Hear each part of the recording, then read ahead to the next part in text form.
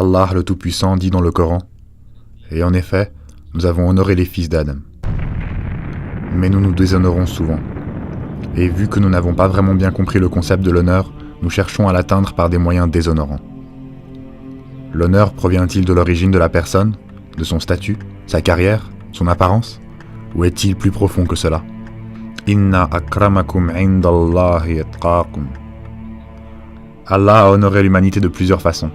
L'ensemble de ce glorieux univers qu'il a créé fonctionne d'une manière qui nous est profitable.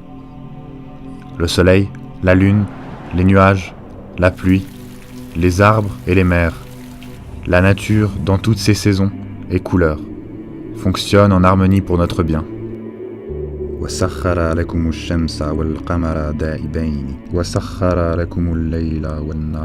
Allah a honoré l'homme avec l'intellect et lui a appris comment l'utiliser. Il lui a appris comment écrire, il lui a appris comment raisonner, il lui a appris à inventer et construire, tout en lui définissant ses limites.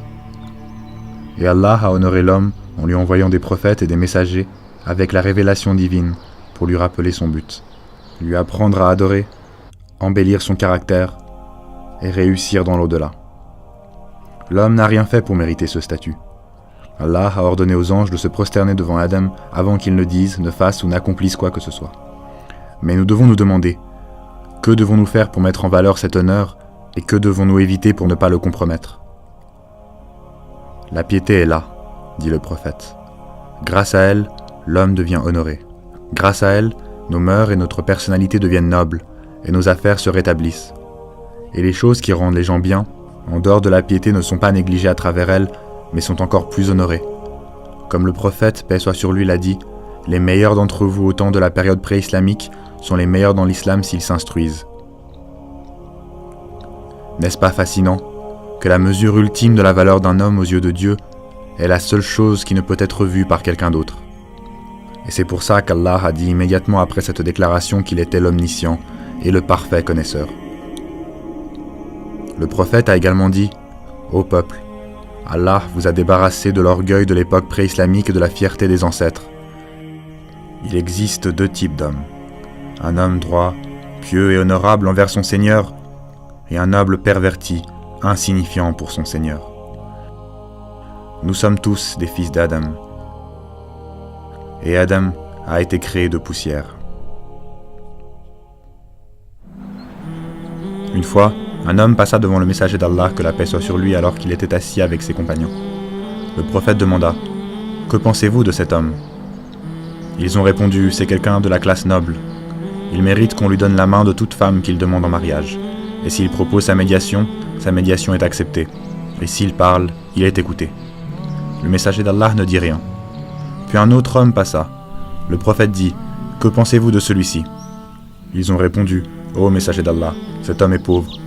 Il mérite qu'on lui refuse la main de toute femme qu'il demande en mariage. Et s'il propose sa médiation est refusée. Et s'il parle, il n'est pas écouté. » Le messager d'Allah, que la paix soit sur lui, dit alors « Cet homme est meilleur qu'un monde peuplé de l'autre. » Il est incroyable de voir comment le prophète, que la paix soit sur lui, nous a appris à apprécier les gens et à les honorer, malgré ce que nous pouvons voir d'eux, car il se peut qu'Allah les voit dans une optique entièrement différente. Et comme Allah a honoré l'homme, il nous a ordonné de nous honorer les uns les autres, et non pas de se rabaisser les uns les autres, ni de se nuire les uns les autres. Le prophète, que la paix soit sur lui, nous a interdit de médire ou d'abuser même de la plus faible des personnes. Qu'en est-il donc du déshonneur fait à un ami inconnu de Dieu? Man aada li waliya, faqad adantuhu bil harb.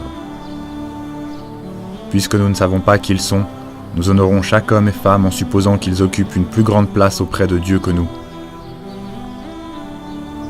Les cœurs des gens nous sont dissimulés, mais l'ordre de les traiter avec respect est clair comme le jour et la nuit. Ô Allah, tu as honoré l'humanité en lui envoyant des messagers, et tu as honoré cette Ummah en particulier en lui envoyant le prophète Muhammad sallallahu alayhi wa sallam. Fais-nous encore honneur en nous offrant sa compagnie dans le plus élevé des niveaux du paradis.